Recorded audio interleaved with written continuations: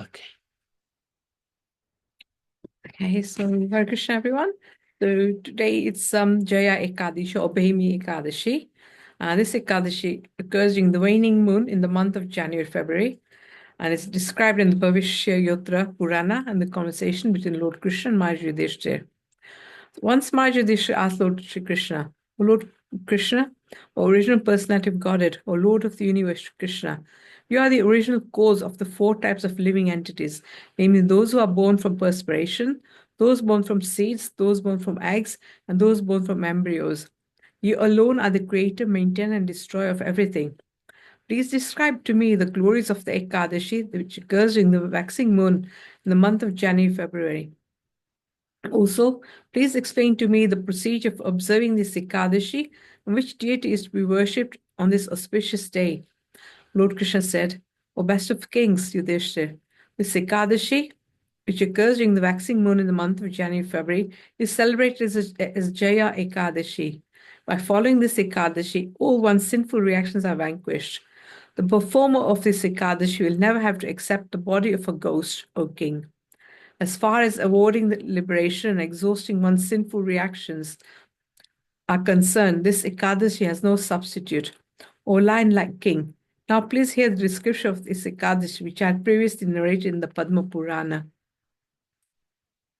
The demigods were living happily in the heavenly kingdom of Indra under his rule. In the Nandankanan forest, which is filled with the fragrance of fully blossomed Parijat flowers, where the Apsaras freely enjoy their lives, Indra also enjoyed various exchanges with the Apsaras. Once, being in a pleasant mood, Indra arranged a dance festival of 50 million Apsaras. In the assembly, there was a Gandharva king named Pushpadan. Also, a Gandharva named Chitrasen came there along with his wife Malini and his daughter. Chitrasen had a son called Pushpavan, whose son was Malyavan. Gandharvi named Pushpavati became attracted by the beauty of Malyavan. Being pierced by the sharp arrows of Cupid, the most beautiful Pushpavati tried various ways, such as by gestures and glances, to bring Malyavan under her control. O king, how can I describe the splendid beauty of Pushpavati? She had beautiful arms which resembled the robes of Cupid, and the beauty of her face resembled the full moon. She had broad eyes, ears decorated with earrings, and a neck defeated the beauty of the conch. Her waist was thin, and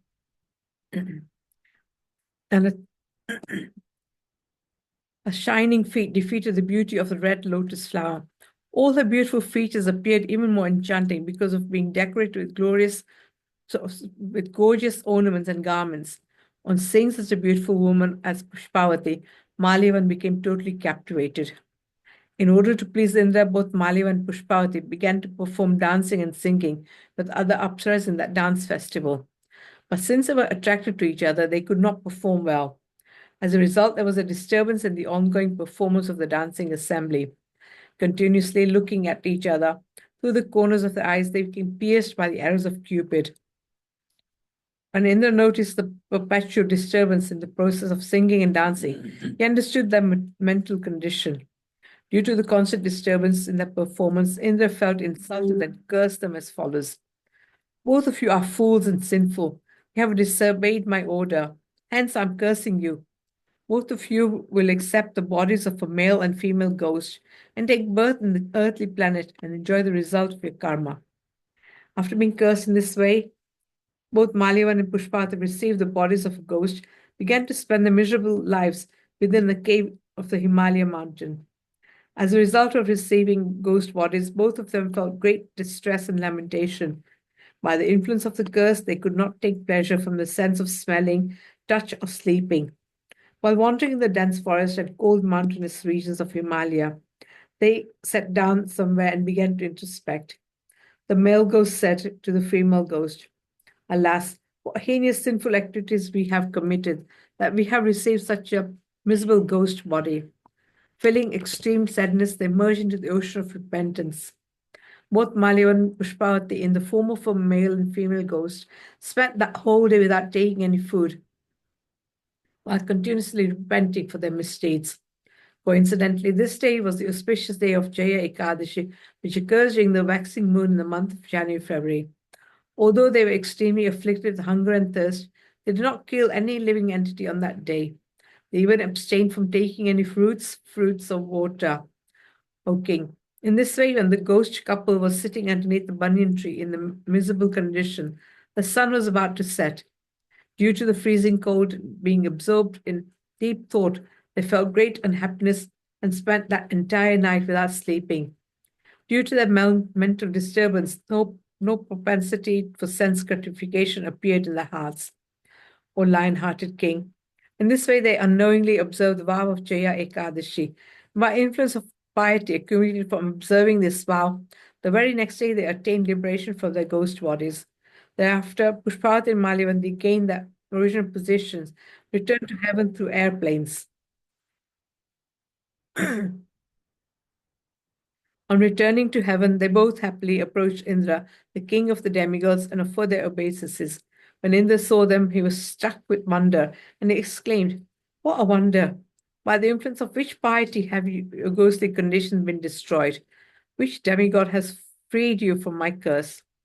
In answer to this, Malivan said, "By the causeless mercy of the Supreme Lord, and the result of observing the vow of Jaya Ekadashi, which is very dear to him, we have become freed from the curse, O Master.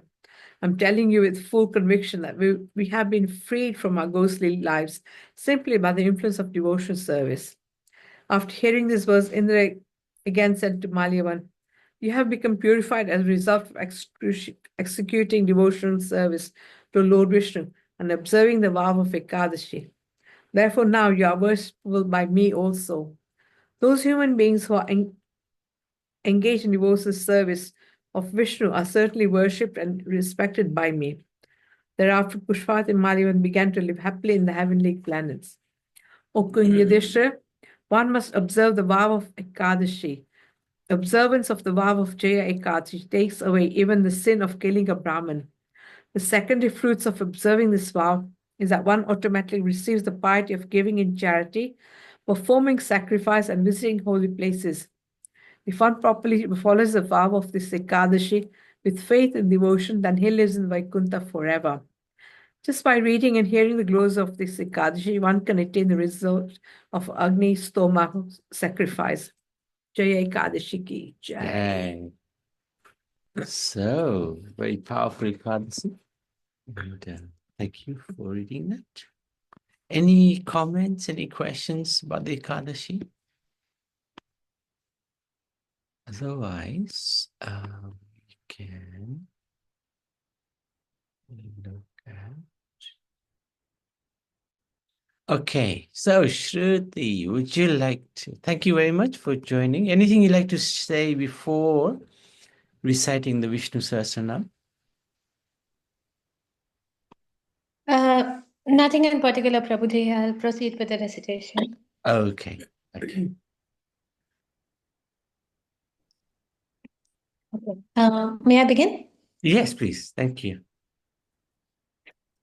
Thank you, Prabhuji. Hare Krishna. Hare Krishna. Om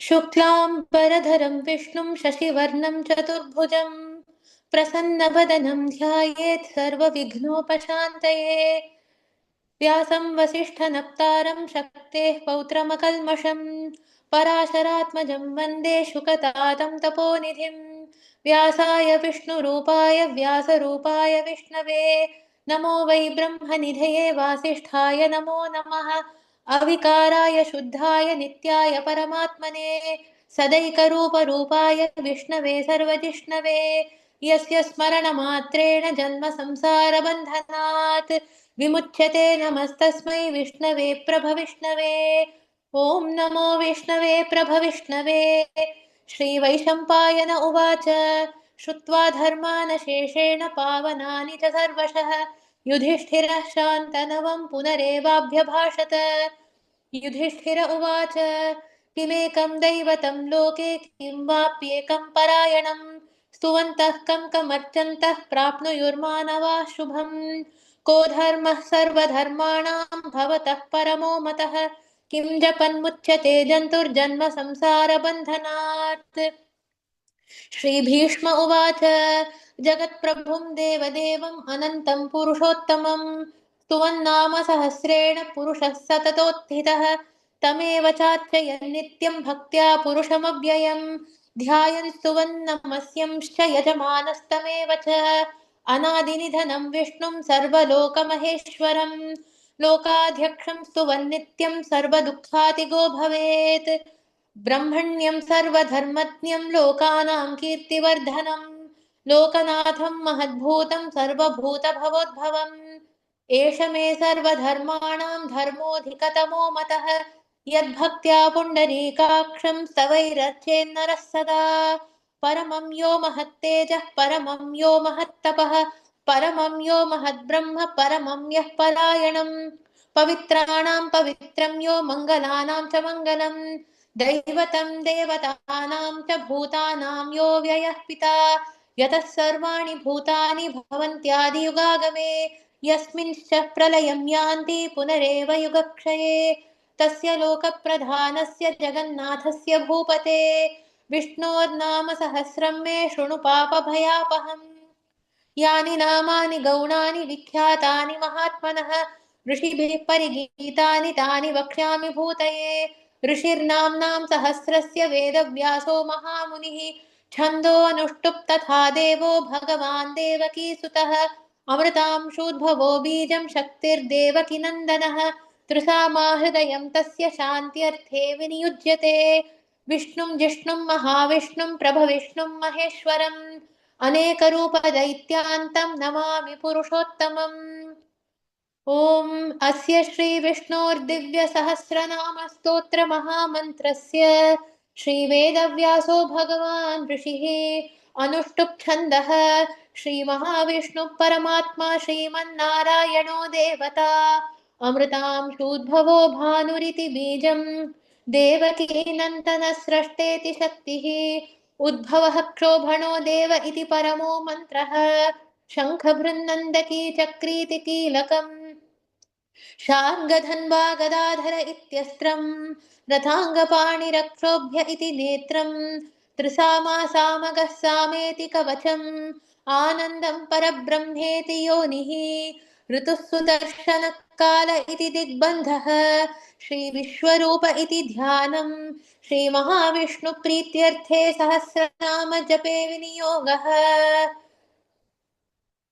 ध्यानम् क्षीरोदन्वत्प्रदेशे शुचिमणिविलसत्सैकते मौक्तिकानां मालाक्लुप्तासनस्थस्फटिकमणिनिभैर्मौक्तिकैर्मण्डिताङ्गः शुभ्रैरभ्रैरदभ्रैरुपरि विरचितैर्मुक्तपीयूषवर्षैः आनन्दीनः पुनीयादरिनलिनगदा शङ्खपाणिर्मुकुन्दः भूपादौ यस्य नाभिर्व्यदसुरनिलश्चन्द्रसूर्यौ च नेत्रे कर्णावाशा शिरोद्यौर्मुखमपि दहनो यस्य वास्तेयमब्धिः अन्तस्थं यस्य विश्वं सुरनरखगोभोगिगन्धर्वदैत्यैः चित्रं रम्यते तं त्रिभुवनवपुषं विष्णुमीशं नमामि ॐ नमो भगवते वासुदेवाय शान्ताकारं भुजगशयनं पद्मनाभं सुरेशं विश्वाधारं गगनसदृशं मेघवर्णं शुभाङ्गं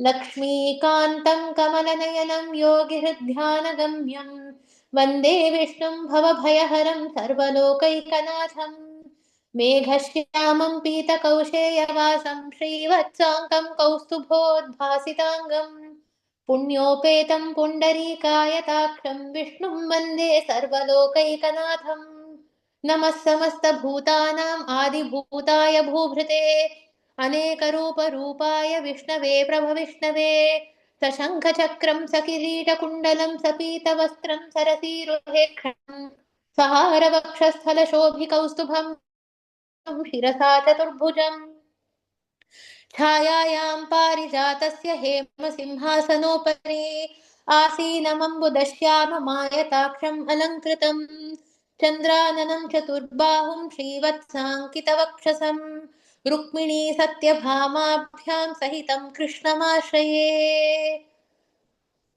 ॐ विश्वं विष्णुर्वषट्कारो भूतभव्यभवत्प्रभुः भूतकृद्भूतभृद्भावो भूतात्मा भूतभावना परमात्मा च मुक्तानां गति अव्ययः पुरुषः साक्षी क्षेत्रज्ञोऽक्षर एव च योगो योगविदां नेता प्रधानपुरुषेश्वरः नारसिंहवपुः श्रीमान् केशवः पुरुषोत्तमः सर्वशिवस्थाणुर्भूतादिर्निधिरव्ययः सम्भवो भावनो भक्ता प्रभव प्रभुरीश्वरः स्वयंभू शम्भुरादित्य पुष्कराक्षो महास्वनः अनादिनिधनो धाता विधाता धातुरुत्तमः अप्रमेयो हृषीकेशः पद्मनाभो मरकुः विश्वकर्मा मनुस्त्वष्टा स्थविष्ठिरोः अग्राह्य शाश्वत कृष्णो लोहिताक्ष प्रतर्दनः प्रभुस्त्रिककुब्धाम पवित्रं मङ्गलं परम् ईशानः प्राणदः प्राणो ज्येष्ठः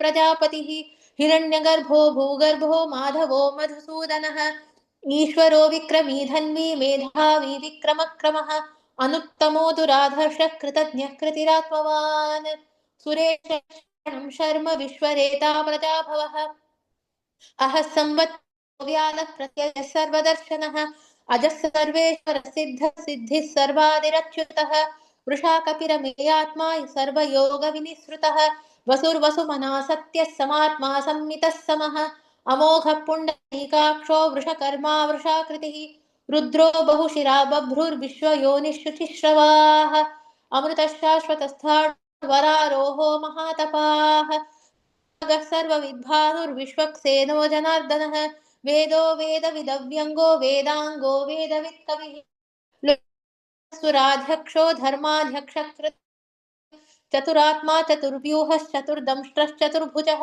भ्राजिष्णुर्भोजनं भोक्ता सहिष्णुर्जगदादिजः अनघो विजेता विश्वयोनिः पुनर्वसुः उपेक्षुरमोघः शुचिरूर्जितः अतीन्द्रः सङ्ग्रहः सर्गो धृतात्मा नियमो यमः उपेन्द्रो वामनः प्रांशुर् अमोघः शुचिरूर्जितः अतीन्द्रः सङ्ग्रहः सर्गो धृतात्मा नियमो यमः वेद्यो वैद्यः सदा योगी वीरः माधवो मधुः अतीन्द्रियो महामायो महोत्साहो महाबुद्धिर्महावीर्यो महाशक्तिर्महाद्युतिः अमेष्य वपुः श्रीमान् अमेयात्मा महादृधृक् महेश्वासो महीभर्ता श्रीनिवासः सतां गतिः अनिरुद्धः सुरानन्दो गोविन्दो गोविदाम्पतिः मरीचिर्दमनोहंसः सुपर्णो भुजगोत्तमः हिरण्यनाभः सुतपा पद्मनाभः प्रजापतिः अमृत्युः सर्वदृक्सिंह सन्धाता सन्धिमान् स्थिरः दुर्मर्षणः शास्ता विश्रुतात्मा सुरारिहा गुरुर्गुरुतमो धाम सत्यः सत्यपराक्रमः निमिषो निमिषपति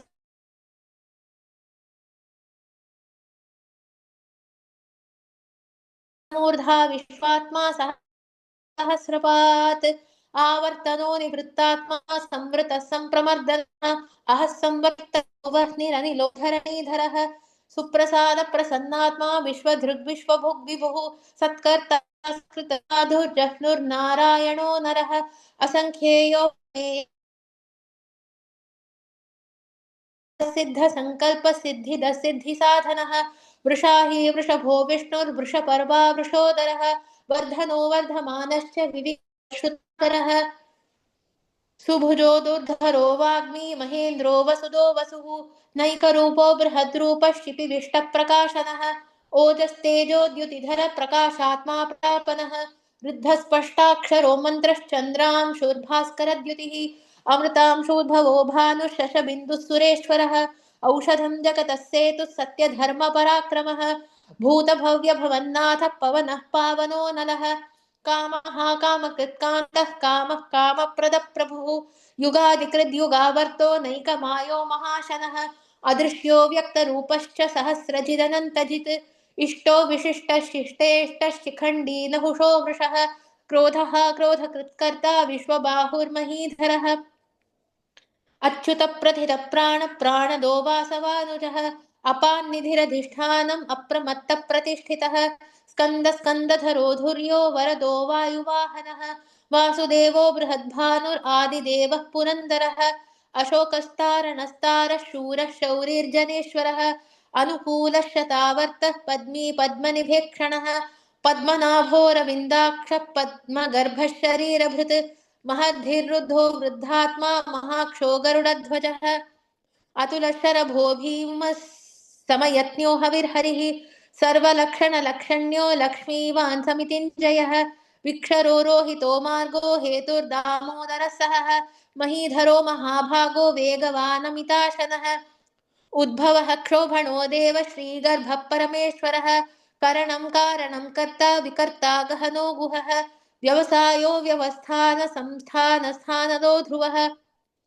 परर्धिः परमस्पष्टः तुष्टः पुष्टः शुभे क्षणः रामो विरामो विरतो मार्गो नेयो नयो नयः वीरशक्तिमतां श्रेष्ठो धर्मो धर्मविदुत्तमः वैकुण्ठः पुरुषः प्राणद प्रणव पृथुः हिरण्यगर्भः शत्रुघ्नो व्याप्तो वायुरधोक्षजः ऋतुः सुदर्शनः कालः परमेष्ठी परिग्रहः उग्रः संवत्सरो दक्षो विश्रामो विश्वदक्षिणः विस्तारस्थावरस्थाणु प्रमाणं बीजमव्ययम् अर्थो अनर्थो महाकोशो महाधनः अनिर्विण्णस्थविष्ठो भूर्धर्मयूपो महामखः नक्षत्रनेमिर्नक्षत्री क्षमः क्षामसिंहनः यत्नेज्यो महेज्यश्च क्रतुः सत्रं सतां गतिः सर्वदर्शी विमुक्तात्मा सज्ञो ज्ञानमुत्तमम् सुव्रतः सुमुखः सूक्ष्म सुघोषः सुखदः सुहृत्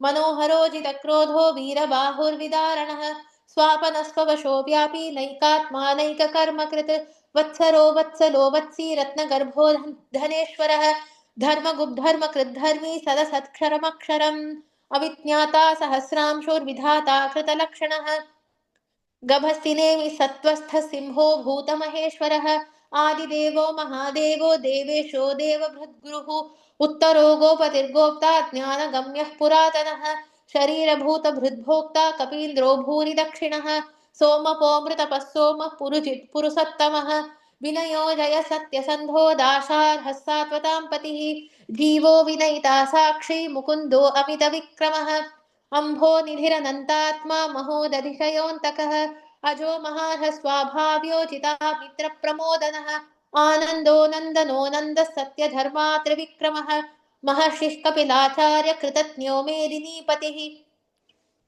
त्रिपदस्त्रिदशाध्यक्षो महाशृङ्गः कृतान्तकृत् महावराहो गोविन्दः सुषेणः कनकाङ्गदी गुह्यो गभीरो गहनो गुप्तश्चक्रगदाधरः वेधास्वाङ्गोजितकृष्णो दृढः सङ्कर्षणोच्युतः वरुणो वारुणो वृक्षः पुष्कराक्षो महामनाः भगवान् भगहानन्दी वनमाली हलायुधः आदित्यो ज्योतिरादित्य सहिष्णुर्गतिसत्तमः सुधन्वाखण्ड परशुर्दानो द्रविणप्रदः दिवसृक् सर्वदृग्व्यासो वाचस्पतिरयो निजः त्रिसामासामगः साम निर्वाणं भेषजं भिषक् संन्यासकृच्छमशान्तो निष्ठा शान्तिः परायणम् शुभाङ्गः शान्तिदस्रष्टा कुमुदः कुवलेशयः गोहितो गोपतिर्गोप्ता वृषभाक्षो वृषप्रियः अनिवर्ती निवृत्तात्मा संक्षेप्ता क्षेमकृच्छिवः श्रीवत्सवक्षा श्रीवास श्रीपति श्रीमताम्बरः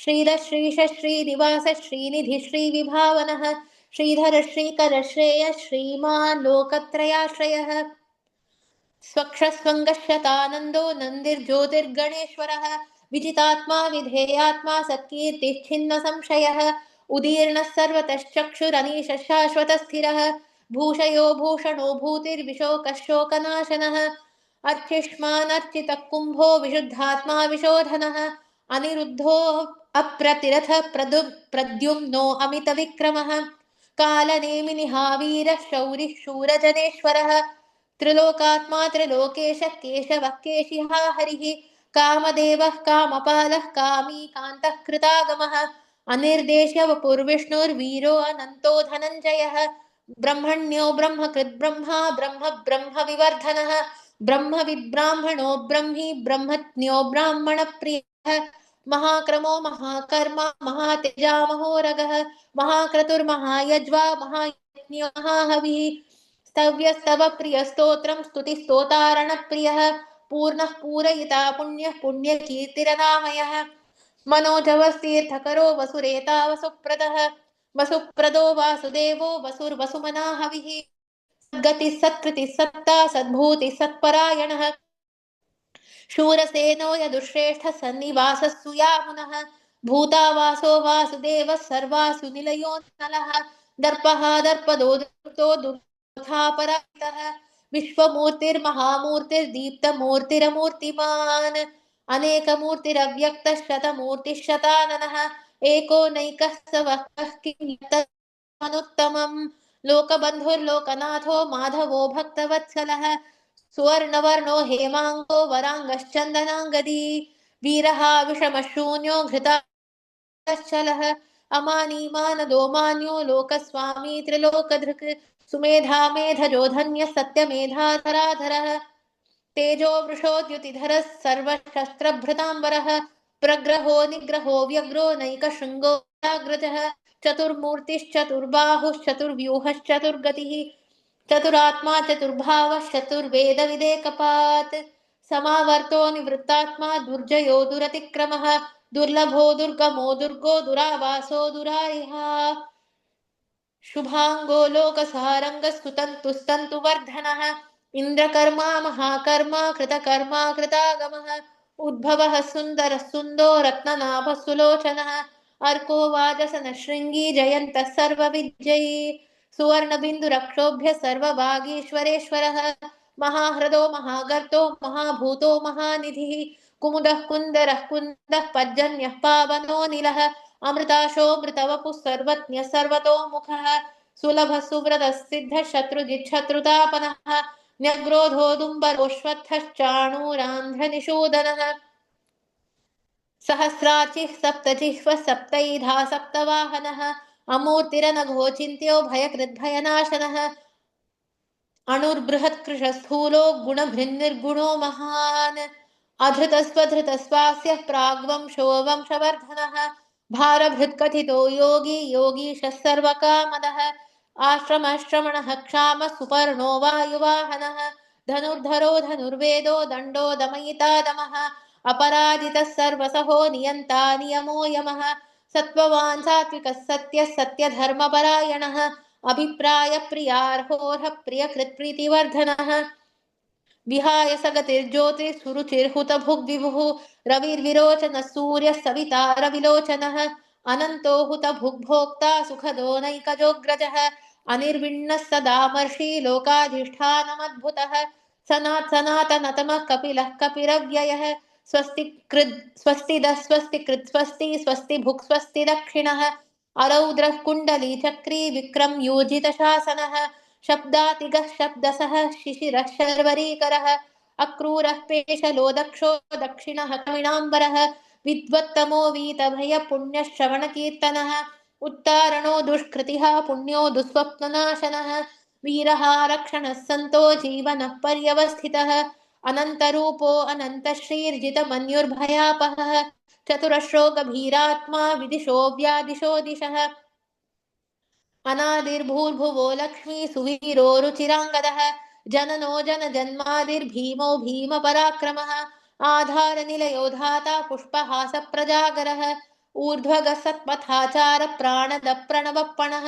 प्रमाणं प्राणनिलयः प्राणभृत् प्राणजीवनः तत्त्वं तत्त्वविदेकात्मा जन्म मृत्युजरातिगः भूर्भुवस्वस्तरुस्तारः सविता प्रपितामहः यज्ञो यज्ञपतिर्यज्वा यज्ञाङ्गो यज्ञवाहनः यज्ञभृद्यज्ञकृद्यज्ञी यज्ञभुक् यज्ञसाधनः यज्ञान्तकृद्यज्ञगुह्यम् अन्नम् अन्नाद एव च आत्मयोनिस्वयं जातो वैखानः सामगायनः देवकीनन्दनः स्रष्टा क्षितीशः पापनाशनः शङ्खभृन्नन्दकी चक्री शार्ङ्गधन्वा गदाधरः रथाङ्गपाणिरक्षोभ्यः सर्वप्रहरणायुधः सर्वप्रहरणायुध ॐ नम इति वनमाली कदीशार्गी शङ्खी चक्री च नन्दकी श्रीमान्नारायणो विष्णुर्वासुदेवो अभिरक्षतु वनमाली गदीशार्गी शङ्खी चक्री च नन्दकी श्रीमान्नारायणो विष्णुर्वासुदेवो अभिरक्षतु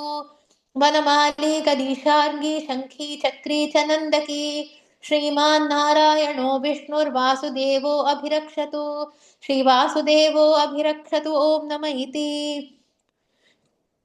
श्रीभीष्मोवाच इतीदं कीर्तनीयस्य केशवस्य महात्मनः नाम्नां सहस्रं दिव्यानाम् अशेषेण प्रकीर्तितम् य इदं शृणुयान् नित्यं यश्चापि परिकीर्तयेत् नाशुभं प्राप्नुयात् किञ्चित् सोमुत्रेह च मानवः वेदान्तगो ब्राह्मणः स्यात् क्षत्रियो विजयी भवेत् वैश्यो धनसमृद्धः स्यात् शूद्रः सुखमवाप्नुयात् धर्मार्थी प्राप्नुयात् धर्ममर्थार्थी चार्थमाप्नुयात् कामान् अवाप्नुयात् कामी प्रजार्थी चाप्नुयात् प्रजाम् भक्तिमान् यः सदोत्थाय शुचिस्तद्गतमानसः सहस्रं वासुदेवस्य नाम्नाम् एतत् प्रकीर्तयेत् यशः प्राप्नोति विपुलं याति प्राधान्यमेव च अचलां श्रियमाप्नोति श्रेयः प्राप्नोत्यनुत्तमम् न भयं क्वचिदाप्नोति वीर्यं तेजश्च विन्दति भवत्यरोगो द्युतिमान् बलरूपगुणान्वितः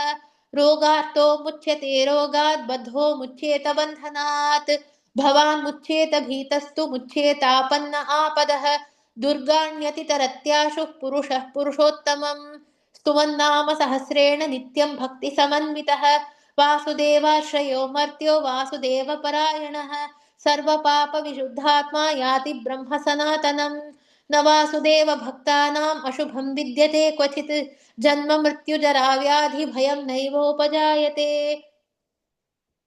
इमं स्तवमधीयान श्रद्धा भक्तिसमन्वितः युध्येतात्मसुखक्षान्ति श्रीधृतिस्मृतिकीर्तिभिः न क्रोधो न च मात्सर्यं न लोभो नाशुभामतिः भवन्ति कृतपुण्यानां भक्तानां पुरुषोत्तमे द्यौसचन्द्रार्कनक्षत्राखं दिशो भूर्महोदधिः वासुदेवस्य वीर्येण विधृतानि महात्मनः ससुरासुरगन्धर्वं सयक्षोरगराक्षसं जगद्वशे वर्ततेदं कृष्णस्य सचराचरम् इन्द्रियाणि मनोबुद्धि सत्त्वं तेजो बलं धृतिः वासुदेवात्मकान्याहुः क्षेत्रं क्षेत्रज्ञ एव च सर्वागमानाम् आचारः प्रथमं परिकल्पते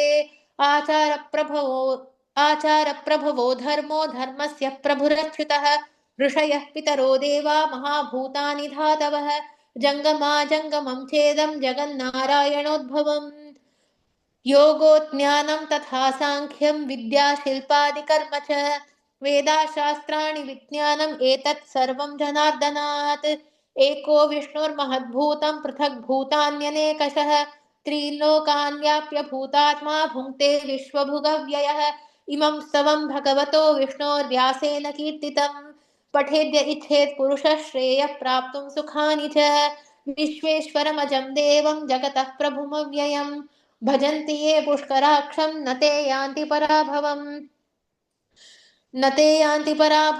ॐ नम इति अर्जुन उवाच पद्मपत्रविशालाक्ष पद्मनाभसुरोत्तम भक्तानाम् अनुरक्तानां त्राता भव जनार्दन श्रीभगवानुवाच यो मां नाम सहस्रेण स्तोतुमिच्छति पाण्डव सोऽहमेकेन श्लोकेन स्तुत एव न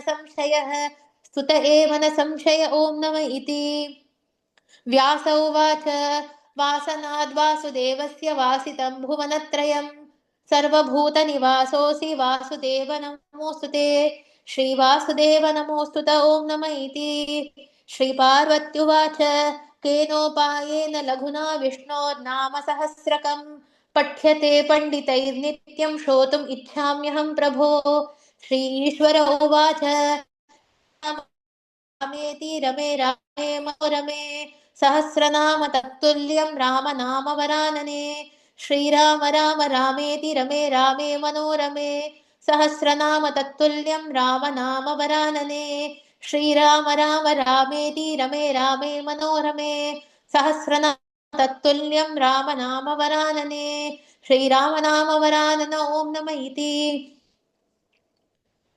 श्रीब्रह्मोवाच नमोऽस्त्वनन्ताय सहस्रमूर्तये सहस्रपादाक्षिशिरोरुबाहवे सहस्रनाम्ने पुरुषाय शाश्वते सहस्रकोटियुगधारिणे नमः श्रीसहस्रकोटियुगधारिणे ॐ नम इति श्रीसञ्जय उवाच यत्र योगेश्वरः कृष्णो यत्र पार्थो धनुर्धरः तत्र श्रीर्विजयो भूतिर्ध्रुवा नीतिर्मतिर्मम श्रीभगवानुवाच अनन्याश्चिन्तयन्तो मां ये जना पर्युक्ते तेषां नित्याभियुक्तानां योगक्षेमं वहाम्यहम् परित्राणाय साधूनां विनाशाय च दुष्कृतां धर्म संस्थापनार्थाय संभवामि युगे युगे आर्ता विषण्णा घोरेष्व्यावर्तमानाः सङ्कीर्त्य नारायण शब्दमात्रं विमुक्तदुःखा सुखिनो भवन्तु कायेन वाचा मनसेन्द्रियैर्वा बुद्ध्यात्मना वा प्रकृते स्वभावात् करोमि यद्यत् सकलं नारायणायेति समर्पयामि हरे Krishna Amazing. Thank you so much, Shruti. Very, Thank very, you, Prabhuji. as always. Anything you'd like to share about the Vishnu Sahasranam? I'm not sure if I may have mentioned this before, but this is with uh, a couple of verses which appear towards the end of the Sahasranamam. It is where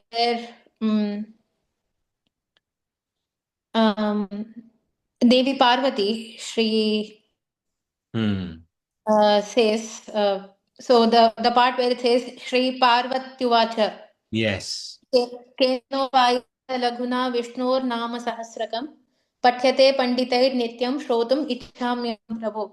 So this is a part of a conversation between Devi Parvati and Lord Shiva, where Devi Parvati asks Lord Shiva if one wished to recite the Vishnu Sahasranamam daily, but did not have the time to recite it completely because it's quite long. It takes time. If Yeah. one wished to recite the Sahasranamam and have the full benefit, but not the time needed, then what was the option for them? So she says Kena Upayana Laguna. So Laghu meaning short and Upaya of course meaning option. So and then in reply Lord Shiva says, so then in the stotram it appears as Shri Ishvara Uvacha. So Ishvara meaning Lord Shiva. He says in reply, Shri Rama Rama Rameti Rame Rame Manorame Sahasranama Tattulyam Rama Nama Varanane. So it essentially means I derive joy from chanting Lord Rama's name. It pleases my heart. And chanting his name alone is equal to chanting the 1000 names of Lord Vishnu. So Sahasranama Tat Tulyam. So Tulya meaning equivalent. So chanting Lord Rama's name is equivalent to chanting the 1000 names of Lord Vishnu. So this is so anyone who wishes to chant the Sahasranama or read the Sahasranama but does not have the time, it is enough to just repeat Rama's name again and again. Very good. Yes. And somewhere, I don't know where this is.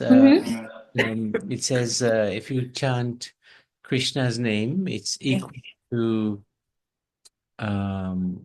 what was it? Equal to 3 names of Ram. So I don't know whether. Oh, okay. There must be a reference to such a verse. I'm not aware of it at the moment, but there must be. Yeah. So saying Krishna's name once is like 3,000 names of Vishnu. Oh, wow. Yeah, it's amazing. Yeah. Thank you for sharing that. Thank you, Prabhuji. So The we. Sahasranamam itself is a. Sorry to interrupt. No. I'm sure all devotees must be aware, but the Sahasranamam itself, the Stotram is in its current form, is itself a conversation between Sri Bhishma Pitamaha and Yudhishthira. Yes. So when he was on the bed of arrows, Yes. he revealed this Stotram to Yudhishthira, and it becomes even more special because it was revealed in the presence of Sri Krishna himself on the battlefield. Yes. It's quite amazing, actually. Yeah. Thank you. Yeah. Thank you, Prabhuji. Hare Krishna. you for sharing that. So Shanti is also with us. Shanti, would you like to sing something?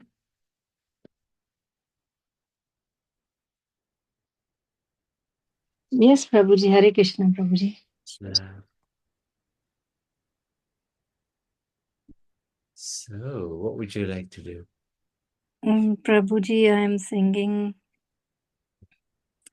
Bhajan Madhav Madan Murari Radhe Sham Sham Sham. You find it actually. Say that Sorry. again. Madhav Madan Murari Radhe Sham Sham Sham. Radha Murari Radhe. Sham Sham Sham.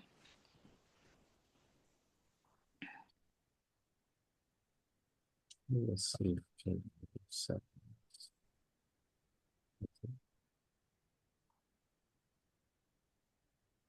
Let me just show you this one.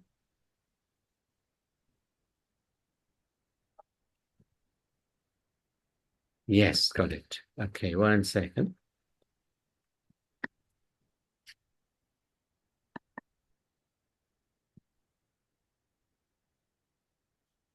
This one. Yes, Prabhuji, yes. Okay, go for it. Okay, Prabhuji. Madhava मदन मुरारी राधे श्याम श्यामा श्याम राधे श्याम श्यामा श्याम केशव कलिमल हारी राधे श्याम श्यामा श्याम राधे श्याम श्यामा श्याम सुंदर कुंडल नयन विशाला गले सोहे वैजयंती माला सुंदर कुंडल नयन विशाला गले सोहे वैजयंती माला या छवि को बलिहारी राधे श्याम श्यामा श्याम राधे श्याम श्यामा श्याम कभू लुट लुट दधी खायो कबहु मधुवन रास रचायो नाचत विपिन बिहारी राधे श्याम श्यामा श्याम राधे श्याम श्यामा श्याम ग्वाल बाल संग दीनो चराई वन वन भ्रमत फिरे अदुराई ग्वाल बाल संग दीनो चराई वन वन भ्रमत फिरे अदुराई कांधे कामर कारी राधे श्याम श्यामा श्याम राधे श्याम श्यामा श्याम चुरा चुरा नव नित जो खायो ब्रजवनी तन पे नाम धरायो चुरा चुरा नव नित जो खायो ब्रजवनी तन पे नाम धरायो माखन चोर Murari Radhe Shyam Shyama Shyam Radhe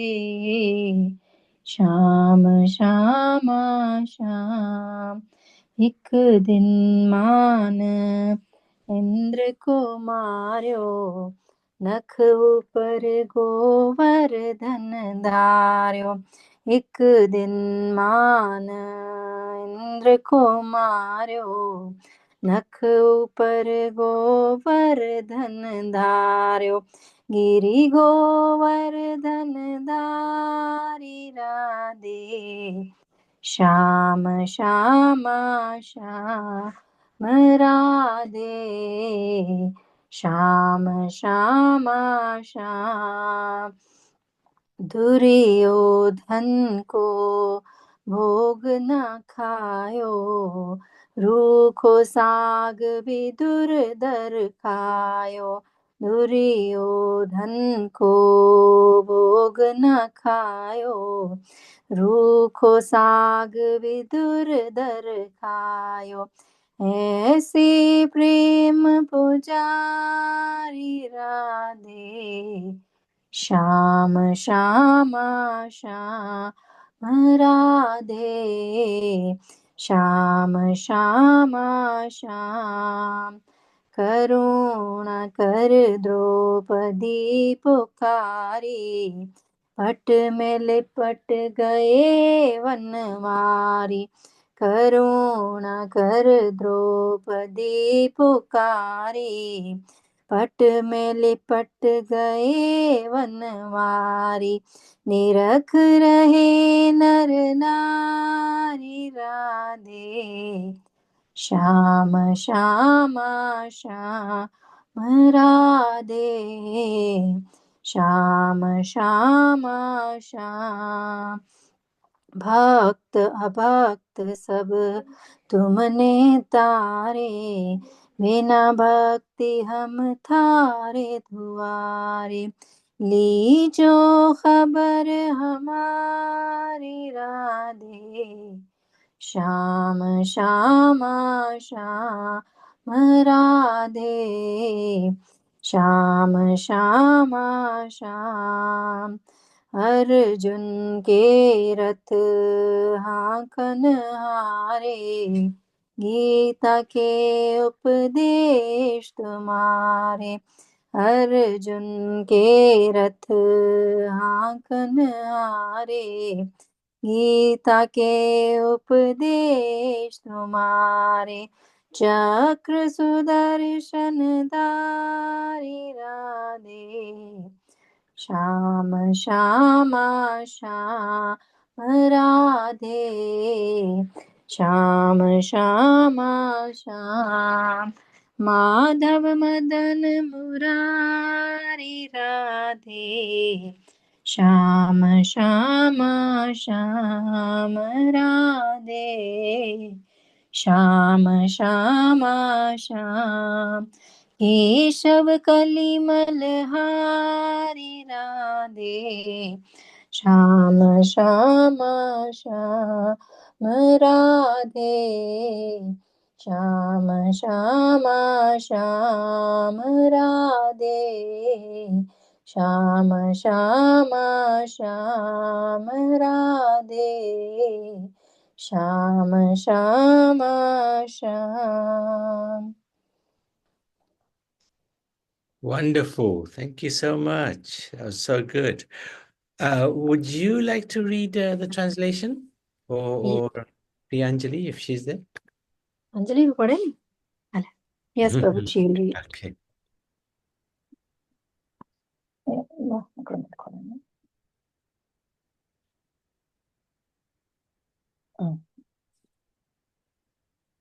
Refrain.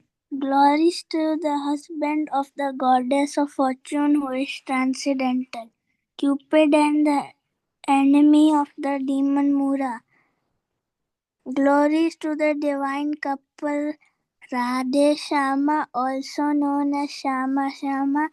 Glories to Lord Keshava, who has fine hair, who removes the miseries of the age of Kali. Radhe Shama Shama Shama. Krishna, oh Krishna, you wear beautiful earrings and you have lovely widened eyes. Around your neck hangs the splendorous Vajanti flower garland. Your complexion is most excellent, Radhe Shama Shama Shama. Sometimes you secretly plunder yogurt and eat it. And sometimes you design a rasa dance performance with the young gopis in the forest of Madhuvana. There dances Vipina Vihari, who loved to sport in the forest. Radhe Shama Shama Shama. You herd the cows in the company of the cowherd boys. The monarchs of the Yadu dynasty thus wandered from forest to forest carrying a blanket draped over your shoulder. Radhe Shama Shama Shama. Because you, O Murari, repeatedly steal fresh butter from the homes of the women of Vraja and secretly eat it, they have named you Makhan Chor, the butter thief. Radhe Shama Shama Shama. One day you curbed the pride of Indra by lifting the great mountain Govardhana upon the tip of your fingernail, thus winning for yourself the name Giridhari. Radhe Shama Shama Shama. You did not accept the sumptuous feast of the wicked Duryodhana, but took the coarse food offered by a devotee Vidura. Therefore you are worshipped by love and not by mere rituals. Radhe Shama Shama. Radhe Radhe Shama Shama Shama. To bestow mercy upon Draupadi, you, the lord of the forest, supplied unlimited cloth to protect her from shame. While the assembly of men and women looked on, Radhe Shama Shama Shama. You deliver each of your devotees in unique ways. Alas, we who are bereft of devotion are standing here outside your door. Please favorably receive the news of our presence. Radhe Shama Shama Shama. You were the driver of Arjuna's chariot, and on the battlefield you gave Arjuna the instructions of the Bhagavad Gita. During the fight you exhibited your form as the wielder of the discus Sudarshana. Radhe Shama Shama Shama. Hare Krishna. Thank you so much, Priyanjali. Very nicely read. Thank you. So, and if you like, you can also sing the singer prayers. Yes, Prabhu. Okay.